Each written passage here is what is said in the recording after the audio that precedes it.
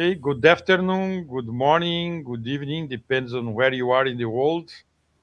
So today we have the pleasure here to have a talk by Mehdi Tahoori from Karlsruhe Institute of Technology in Germany.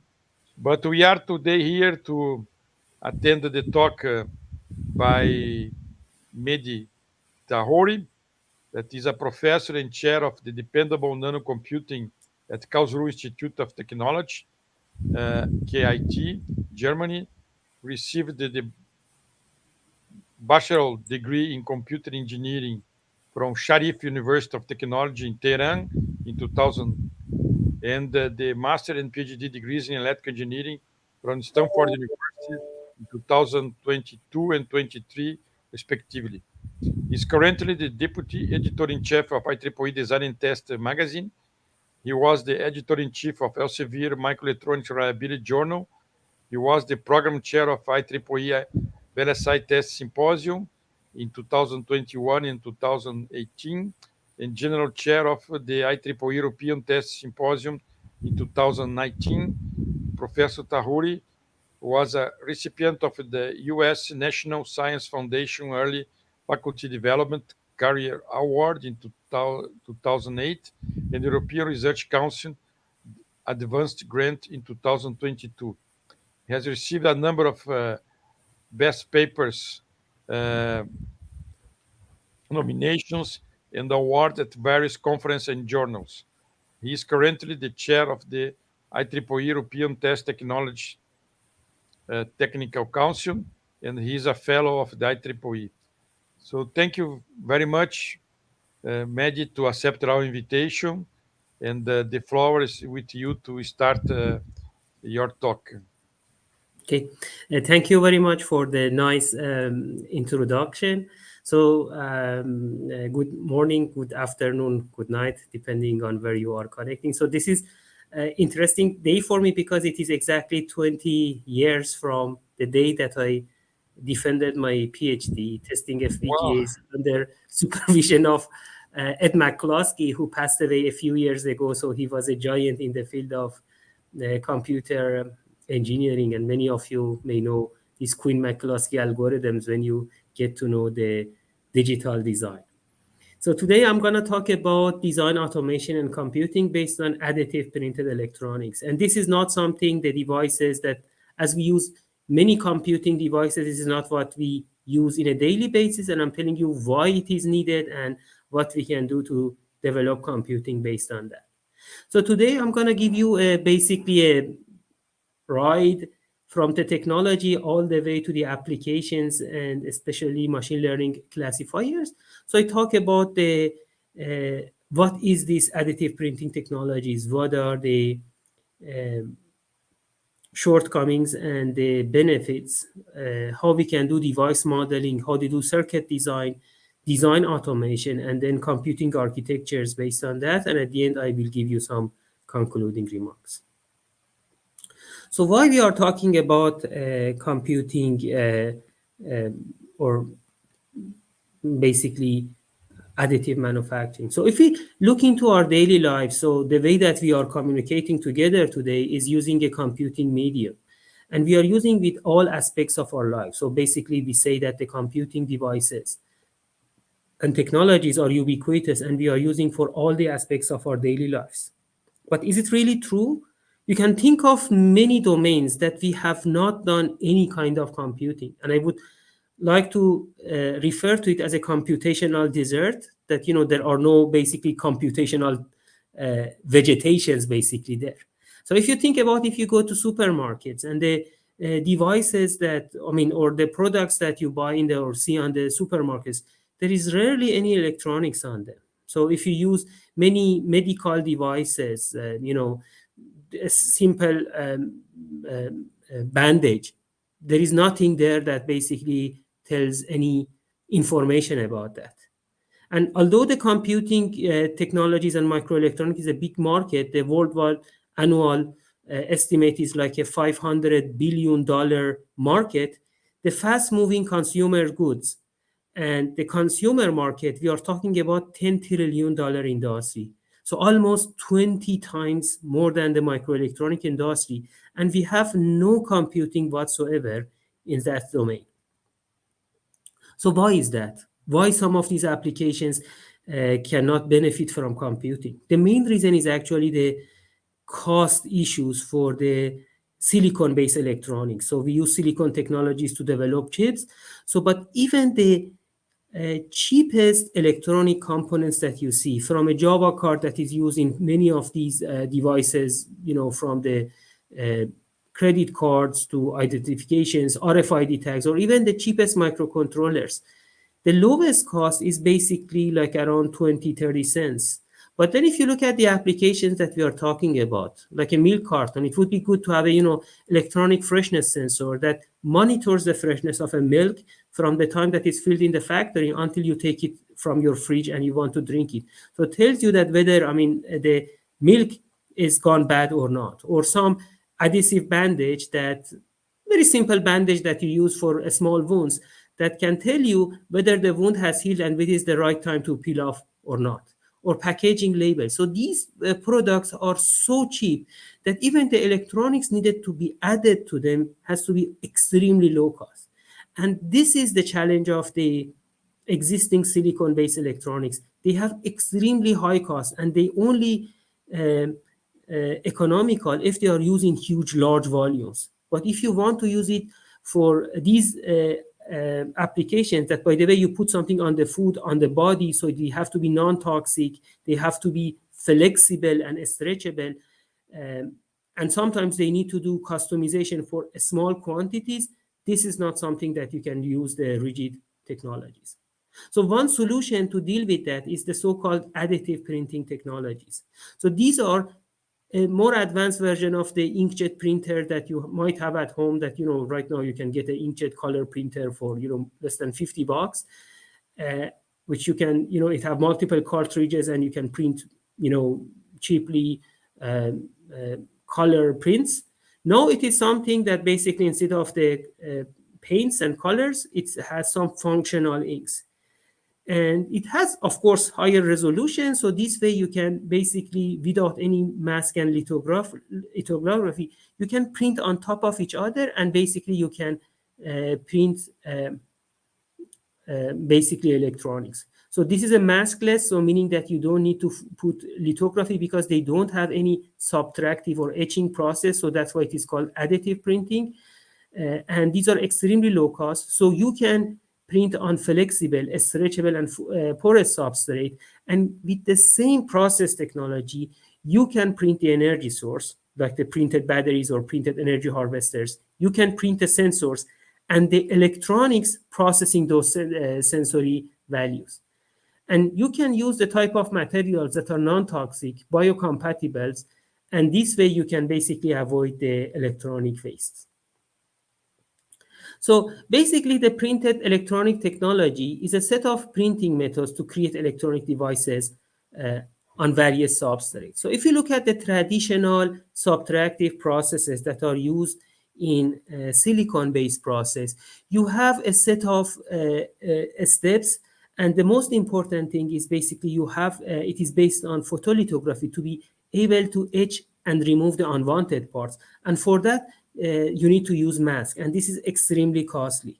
However, here in additive processing, you only deposit layers on top of each other. And of course, you don't have the ability to remove the unwanted part like the etching process that we have here.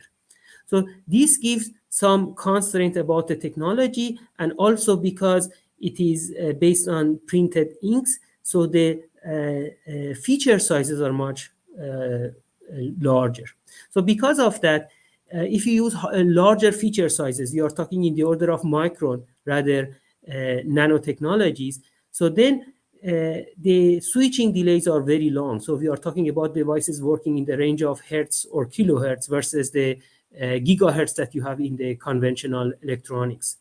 You can think of, putting hundreds to thousands of these devices instead of, hundreds of billions of devices that currently you do in the most advanced silicon chips. So the area users could be very large. So you can, print on the large substrates. You can print on the both rigid and flexible substrates. The fabrication complexity is much simpler compared to conventional silicon processes, but the main benefit is that the fabrication cost is much, much lower than conventional electronics. There are different printing processes that you can use. One example, one side of it is inkjet printing, similar to inkjet color printing that is used. So it uses some basically nozzle, and you have these droplets of functional inks that are put, and you can digitally control where you print. You print one by one device, so it has low throughput. The other end of the spectrum is basically gravure printing. So this is basically the printing that is used for printing newspapers in the large volume. So basically there is some masks that they are pre-printed, pre-made, and then you can use it basically to a gravure cylinder and you print it on the substrate that you have. So this gives you high throughput, but this is something that gives you more flexibility and point of use customization. And in between you have the aerosol jet printing that gives you much higher throughput compared to inkjet printing. So traditionally the field of printed electronics was dominated by organic transistors. So they use organic materials as the channel materials, and these are usually work with high voltages. The mobility is not that good in those technologies, so this is not something that can be used for low power devices. Now there is a new type of devices which are called inorganic transistors, and one of them is based on electrolyte gated concepts. So here the signal routing is done by the ITO indium tin oxide, which is basically a conductor material that is printed. The semiconductor is an indium oxide, and there is a gate insulator, which is a composite solid polymer electrolyte. And then on the top gate, it is some sort of basically conductive material. And here, this is the cross section and the top view that you see like this. And the benefit is that the gate does not need to be on top of the drain. So unlike the transitional MOSFET transistors that we had, the gate have the electrostatic control over the channel. Here, the idea is that through that electrolyte, the voltage potential that you have on the gate can be transferred to basically the channel, and then you would basically have the control and you can modulate the channel. So this way, this allows to have devices that have very low voltage level. So even we have devices that were working, down to 600 millivolts, and the frequency range of devices that you get is the order of hertz to kilohertz. And we're gonna see that how we can do the useful computations based on that. So in terms of the fabrication process, you have the ITO glass or substrate. You can use e-beam lithography or basically laser ablation to create the electrodes. Even it is possible to print all the interconnects and electrodes. There is an indium precursor printing. It requires some annealing phase that, this is at the moment in the lab, it is much higher, like 400, but you can do it with something that is as low as 200 degrees, and with 200, you can even print on papers, basically. Then there is electrolyte printing, and then at the end, PSS printing to form the entire transistor. So now, if you have a device that acts as a transistor, to be able to design circuit with that, you need to have predictive models. The models that basically can derive the compact models that you can basically describe the behavior of the circuit. You can basically put it in the SPICE model, in the logic synthesis tool, and so on and so forth, to be able to design the circuit based on that. So this is the whole flow. So first of all, you need to have compact models that if you have the devices, you can create the parameterized cell. So basically, you can design or derive the layout for the individual devices. And from the layout geometries, you can basically derive the compact model. And the compact model, what you need to do is it has to be calibrated with the device measurement. So the compact model can describe the behavior of the circuit. Then with the models that you have, you can basically have Verilog A model, a SPICE model, and you can, with that, you can design circuits. And once you design some test circuits, you can do model hardware correlation. So basically to see that how the performance characteristics that predicted from the model can describe the behavior of the circuit. And by doing this loop, you can basically reduce the mismatch so that your models becomes as accurate as possible and as predictive as possible, so they can use these models to basically design circuits. So the PDK, or the process design kit, has all these different levels of a stack. So you have the technology files, device model, parametric cell layouts, EDA tools for simulation, and then layout versus schematics. So basically the design rule checks, layout versus schematics, and a parasitic extraction that allows that the layout behaves, and the model allow you to something that can predict the behavior of the printed circuits or fabricated circuit as closely as possible. So there are the front-end components such as the device symbols, standard cells and models, and the back-end symbols that basically there are technology and display files, verification rule checks, and the parameterized cells. So basically it would be possible to design cells based on these technology transistors with different geometries. So here you see that different scaling of widths and lengths for the transistors. And these could be represented in the layout. And then you have the design rule check about, for instance, the critical sizing of different component, minimum spacing, and so on and so forth, that you can specify for the specificity of this particular technology in the models and be able to design the circuits. So one of the steps is basically doing some sort of the compact modeling. So one way to doing that, we were looking at the EKG-based device DC models. The EKG is somehow an old compact model. The benefit of that is an empirical model, and it has a one equation that basically can describe the behavior of the transistor in all these three regions: sub-threshold region, near threshold region, and basically super threshold region. And then there are some physical parameters that have some physical meaning, and there are some empirical parameters. So these parameters, such as the threshold voltage, gamma, and the subthreshold swing, have physical meaning. And on top of that, there are some fitting parameters, and there are some extraction routines that when you fabricate the circuit and perform the measurement, from the measurements, how you can extract these fitting parameters and basically develop the model. So this is basically the results of that. So what we have, the dotted lines in blue is basically the actual measurements, and the red is the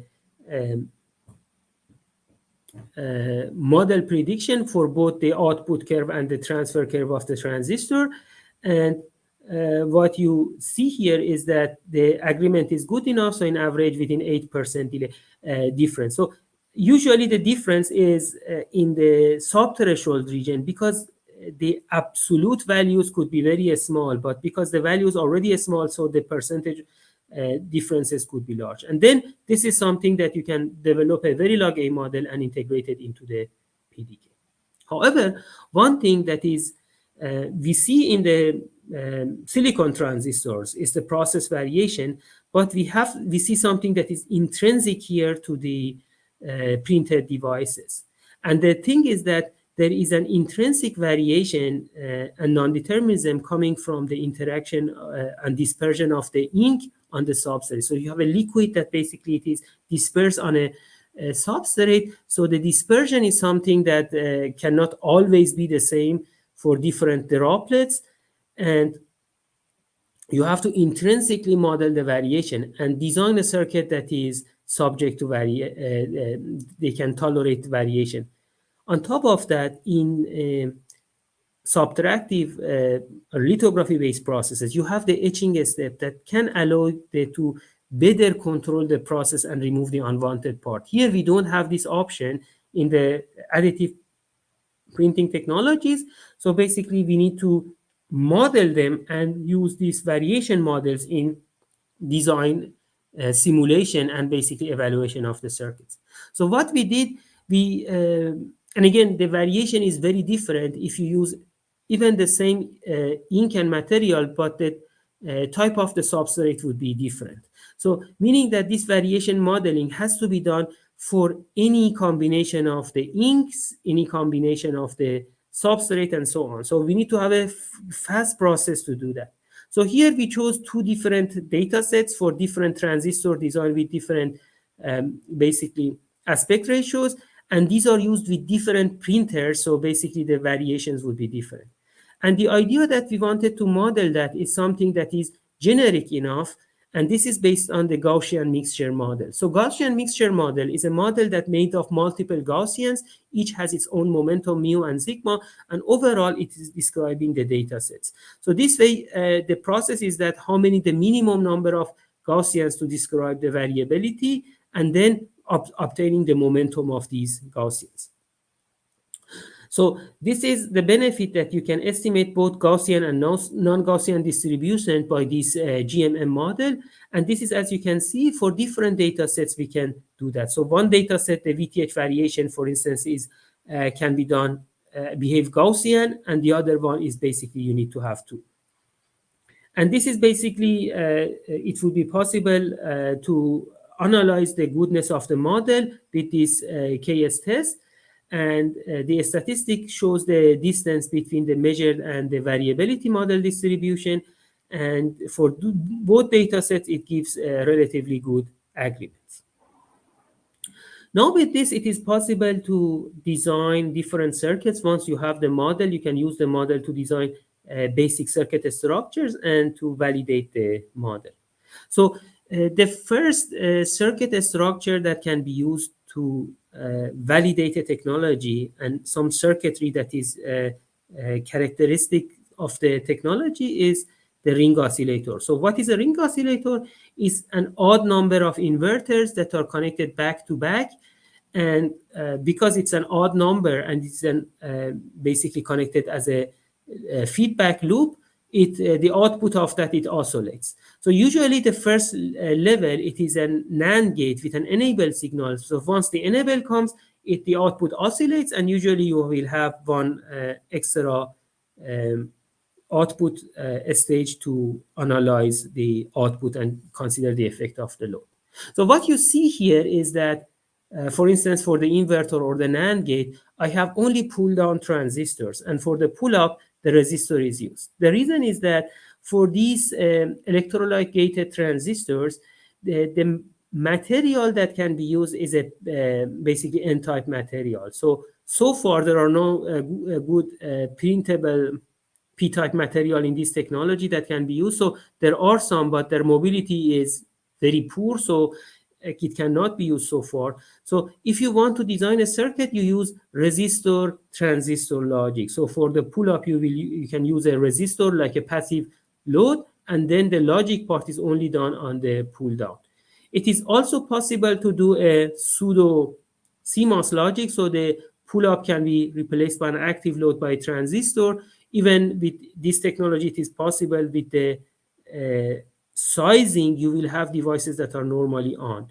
So meaning that you can shift the VTH to what negative values, and that can also be used to derive more efficient type of gates. But nevertheless, so this is showing that this device is working this circuitry, and you can see that nicely it is basically oscillating. And this is the effect of the oscillation frequency, and the device was working all the way down to 600 millivolts, and showing that the whole measurement and simulation are basically matching for a certain range. Then with this technology, and again, given that you don't have any PMOS transistors, you can still design some circuits. So here you will see that the level sensitive latch that is designed, and this is basically the schematic of that. This is the actual layout, and you will see this is relatively large. So this is, just 1 millimeter. So even the optical photo can basically take that. And this is showing that the device is behaving even down to 400 millivolts. So this is the benefit of this technology, and you can design extremely low voltage devices that can be even powered with energy harvesters. So moving on, We can also take advantage of unique features of this technology to design something that is more, even completely different from conventional silicon processes and would be extremely low cost and flexible. So the good thing here is that in silicon, the programmability has to be done. I mean, you cannot at point of use change the fabrication, but here the additive printing allows you to do that. So for instance, you can roll-to-roll print some circuit structures and then at point of use add some customization. And this can allow to have very compact and efficient circuit design. And one option is that if you have some printed lookup tables, a lookup table that the circuit could be printed in a high throughput printing process that at point of use, if it is in supermarket or even as a personalized medical device at the hospital or even at the pharmacy, that can be customized to a specific need. So if you want to design a lookup table in conventional digital design, for instance, you design it with the MUXes, they take a lot of gates. Again, here the challenge that we have with the printing technology, the circuit structure is very small. We cannot simply use millions of transistors. We need to have the functionality with very few devices. So here the idea is that even if we want to have a two-input device and instead of using a multiplexer and memory, if we look at this inverter structure and depending on different locations that I have here and depending where I print basically a conducting ink, I can generate different circuit structures. So for instance, printing here, I would make the basically inverter here, the identity function, and also I can do it to connect it to the output and ground. And this way, by doing that, I can significantly reduce the basically area, power, and the number of transistors. So this can be done with the help of a split manufacturing. So meaning that the full circuit is roll-to-roll printed, and then at the point of use with an inkjet printed, some customization is done.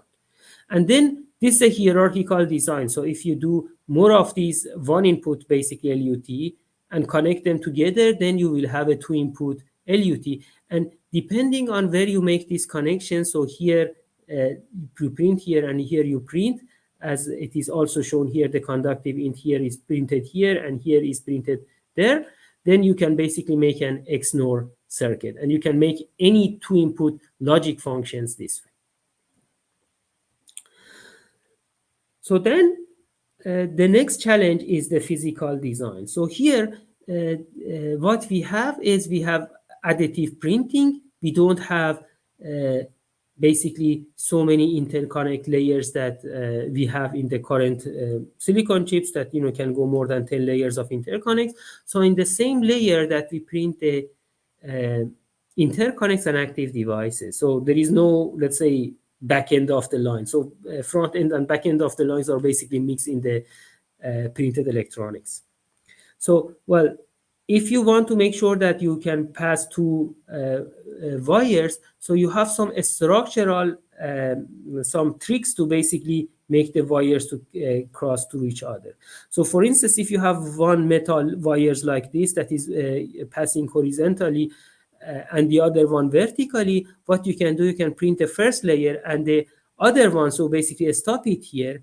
And what you do, you print an insulator on top of the first wire and then put a conductive ink on top of that. So this way, two wires can cross each other without touching each other. So like this, and you can basically print these crossovers. However, the challenge is that if you have this structure, the top conductive ink that you print has higher resistance than these basically tracks that you have. And also there is some capacitance that is involved. So because you have printing the metal insulator metal. And this can degrade the circuit performance. And this depends on where we have these crossovers. So for instance, in this circuit, if we have the crossover connected to the drain, to the source connection of these transistors here, what we see here, the impact is that the added resistance can degrade the signal level and also add extra delay. So adding these, degrading the signal level, so basically can lead to unreliable operation. However, here, if it is done in the other order, so basically first this net is routed and first the vertical wire is routed, and on top of that we have the crossover on the horizontal one, so basically the other way around of the top circuit, what we have is the signal levels are not impacted, but then we have a small delay degradation. And then if we do it the other way around, we route the signal completely differently. So it is connecting from the top and coming from here. So basically you have no impact. So we have basically the same circuit structure as we see here. So to back-to-back inverters. And depending on the order that we do routing, we may have no degradation, no delay at all, versus some case that is completely unreliable. And this is something that we need to deal with that during the routing. So we need to have a crossover our routing algorithm. So this is something that can be done by modifying the routing algorithm. So in the routing, we have two constraints. So one is that the order that we route the nets, and then finding the shortest path for each one. And here, what we have, instead of the conventional wire length as the constraint, we add the crossover cost. So here is that depending on different orders that we route, then we will have different lengths for the path and the total number of length of the cross point depending on the different order that we route the nets. And here we use a genetic algorithm to do that. And here is genetic algorithm is deciding the order that the nets are going to be routed, and then it is passed to even the commercial routing algorithms to deal with that. So here we can consider the routing sequences as the DNA for the genetic algorithms. And then we have different operations that we have in the genetic algorithm, like a single point crossover. So here the idea is that if you have one sequence I and sequence J, we will basically change the crossover of them and basically combine them together to create a new sequence. And after that, we can remove the repetitions to get a new sequence. So basically we have this, and then of course we can have the basically random mutation. So basically we can change the order of the nets to be routed. So here, as we can see, by doing that, compared to the commercial place and route tool like a Virtuoso, we would be able to reduce the number of violating paths and also the total number of cross points significantly by using this algorithm. So now, in the remaining time, I will move to the basically higher abstraction level. And once we have the basic circuit structures and the place and route algorithms, and we can design the circuit, how we can design the computing architectures based on that. And the main idea is that for many of the target applications that we see with the printed electronics, we have some sort of sensors, and we perform some sort of classifications out of that. Imagine that with this milk example, that it would give you different indicators, like the milk is good, the milk is about to expire, or it is already expired. Or it can, for the basically the bandage, it can have an indicator saying that basically the wound has been healed or not yet. So usually the sensory inputs are analog, so they generate a voltage level. So they need to be converted to digital, and then some classification is performed, and then based on the output of the classification, some actuators, for instance, some sort of indicators are activated this way. So one way of designing the classifiers, a very, popular approach here is using artificial neural networks or multi-level perceptron.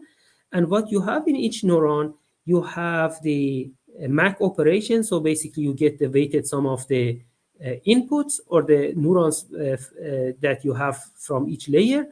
And then you pass it through a nonlinear activation function and you generate the output.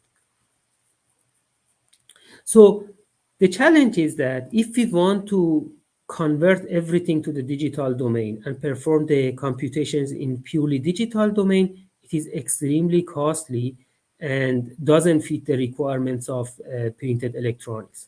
So therefore, given that the inputs are analog, the neural network doesn't need to natively digitize the input. It can directly work on the analog sensory inputs and do all these operations in analog domain and generate it. So basically, we are doing mixed signal computing to further reduce the footprint.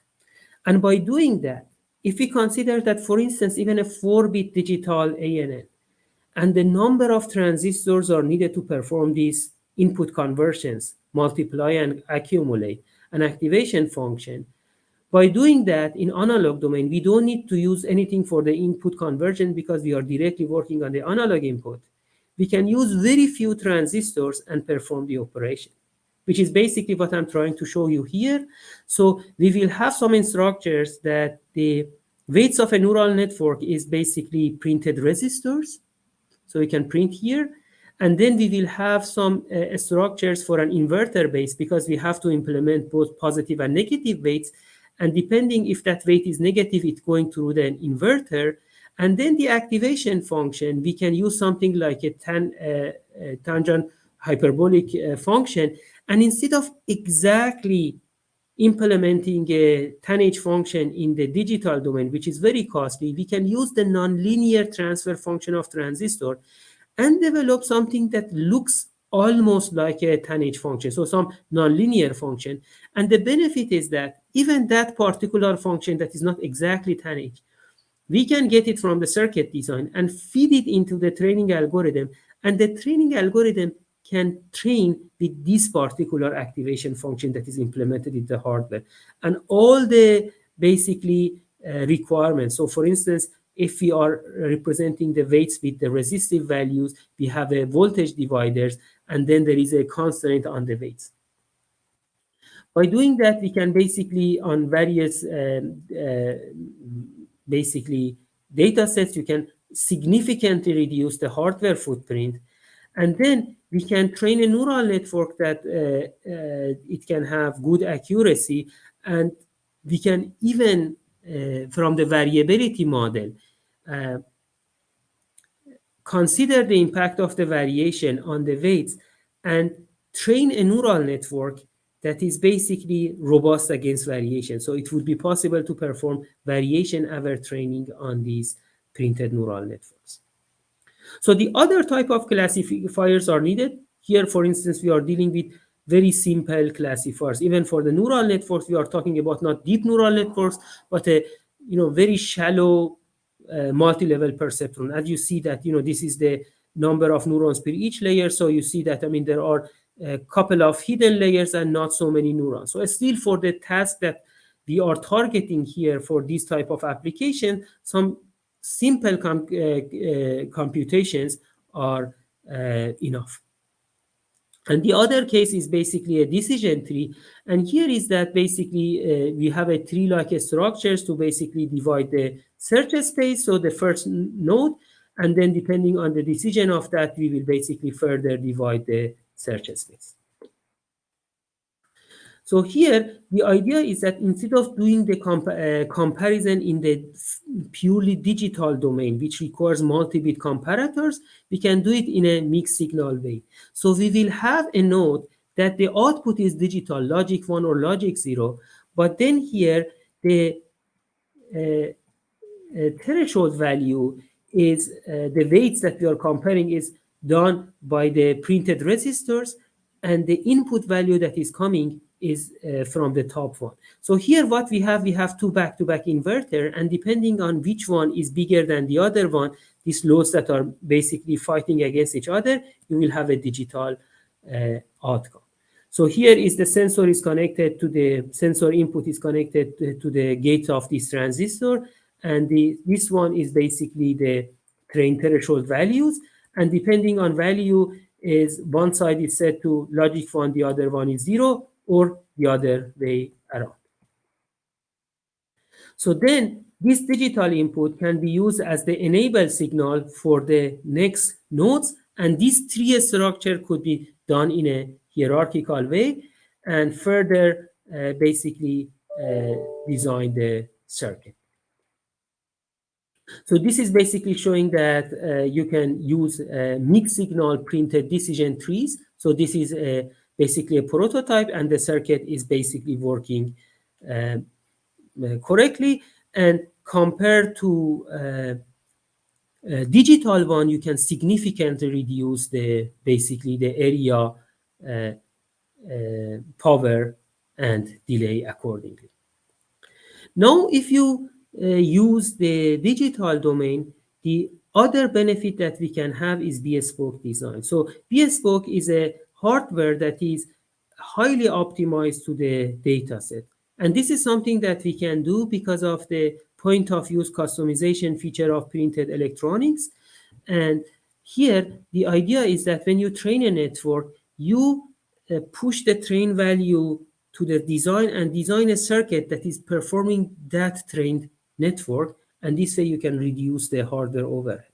So for instance, here looking at the multiplier, depending if you multiply with respect to different input combinations, if depending on the value of the input, you will have different areas. In special cases that the input is the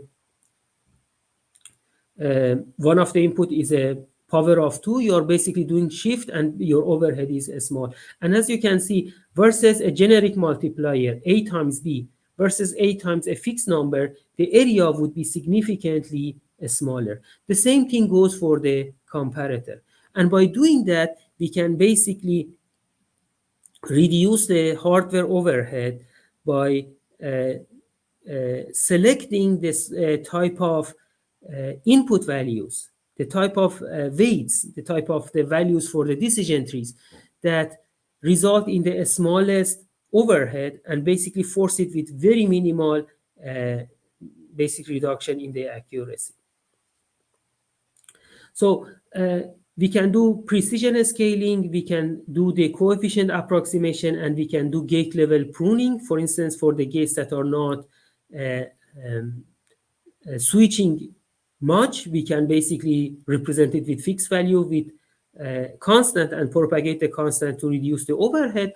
And by doing that, we can basically obtain highly optimized approximate printed classifiers that are tuned to this particular task, and with very small reduction in the performance and accuracy, they can have a much lower hardware footprint. So with that, we can also perform design space exploration for different, like an area and accuracy for all these defined cases for different basically data sets, and finding the ones that has the basically have comparable performance, but with much lower area. And by doing that, we can perform like around close to 60% area reduction with less than 5% accuracy loss, and achieve much good basically performance. So with that, I would like to conclude the talk. Of course, there are so many issues still to be resolved in printed electronics and designing circuits based on them to make them to the real products and application. But this is a very interesting topic, and I invite you also to look into that and do research. So many of the models and the tools that we have developed are open source, so you can basically use them to do research in this topic. So printed electronics is allowing customized and low-cost fabrication and opening new application domains. Additive printing and electrolyte gated inorganic technologies can allow very low voltage devices that can operate less than 1 volt, and these are well suited for energy harvested devices and customer electronics. And we require different stacks of design enablements, from modeling and characterization to physical design. And for the target application, we can basically optimize the algorithm and hardware together to and also take advantage of mixed signal computing to meet the requirement of the application. So take the benefit of printed electronics while trying to mitigate its shortcoming. So with that, I would also like to thank the entire team and the sponsor for the research that we are doing in this topic.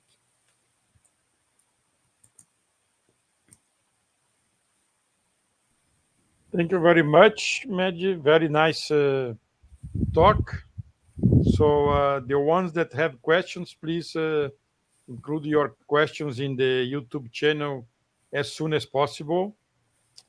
So for the moment, I see no questions yet.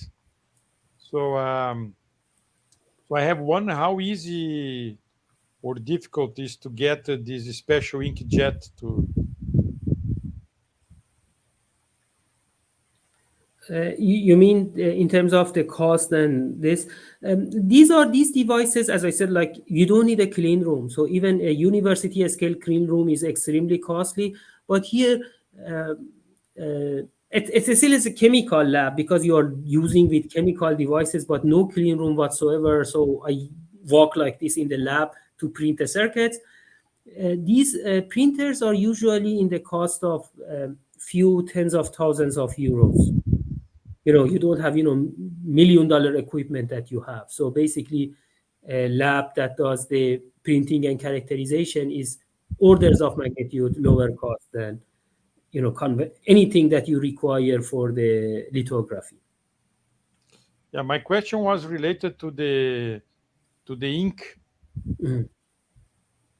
How easy is to obtain the special ink to? So these inks that there are multiple providers that they do that. You can order it anywhere in the world. So it is not something that is very. Of course, there are certain companies that they make these inks. So there are some companies in Korea, in Japan, also in Germany that they make these different types of functional inks. So basically, they sell these cartridges. The same thing that for your inkjet printer that you have to buy the cartridge. You can buy different cartridges for different types of functional inks.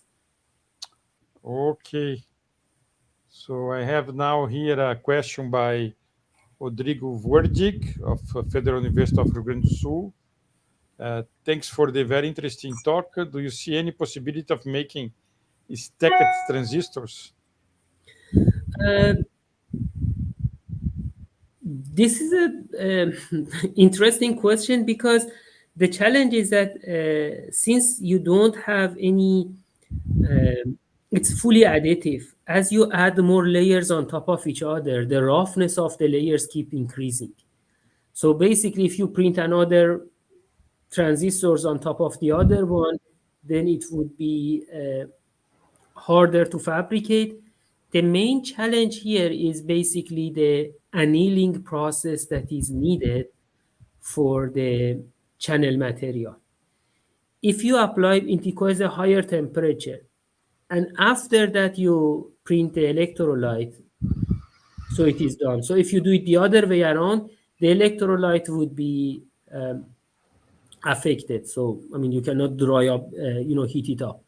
So there are still some technical challenges to do that, but with different processes that they can, there are many people in the material science are working on that and the print process. So if the bottleneck right now is the annealing process for the channel material. If it can be resolved, then you can basically stack different transistors on top of each other.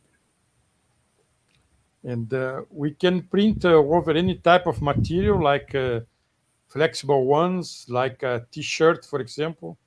Exactly. So this is the idea. You can print it on all these different substrate eventually that you can do. Even, I mean, there are work that you will see that there are, smart tattoos that they could be printed even on the skin. So this is the idea. I mean, if it is done, it could be different, and again, it is non-toxic, so it can be used on even on the skin, on the food. So there are even like a small printed pills that people could swallow. So so this is the benefit of this technology, something that you cannot do it easily with silicon. So maybe we can do some tattoo that can have some lights or things like that. Yes. Well, Or, people pay a lot of money sometimes to remove the tattoos, depending on yeah, they have their own reasons to remove that. So if you have something that is configurable, then you just need to reprogram it. yeah. So so if anybody has any question, please do it now. Rodrigo is have a comment here, 555 tattoo. Yeah. So if someone don't know, 555 is a very traditional circuit now. So and for the moment, how is the number of transistors that it's possible to print? Again, it depends on the process and maturity of that. So in the university lab setting, it is a smaller, but we also work with some more serious labs, and our target is something that they have designed some test structures that with few thousands of transistors they could successfully with high yield. So all of them were functional. They could do that. There were some circuit. It is not just individual transistors. So basically, this is something that we are planning to print a whole processor. So because with few thousands of transistors, you can have a small, 4-bit processor that even for these applications is more than enough. Again, you're not supposed to do a deep learning or, like image processing with printed electronics. It is done for the low end of IoT. I mean, think about that high performance computing all the way going down to, IoT devices that right now you have 4-bit or 8-bit microcontrollers, and then at some point it stops. There is nothing below that. And this is the idea, is that those topics, you can extend it to the areas that computing stops going there. Yeah. Okay, Mehdi, very, very nice, interesting talk. So I think we can think about a large set of applications for this, no? And so thank you again for accepting our invitations. So I just want to thank you and giving the opportunity. So if you're interested to have any questions or any discussion, just contact me, and I would be happy to answer any questions or any interest that you have in this topic. Okay, thank you very much. Thank you. Have a nice weekend.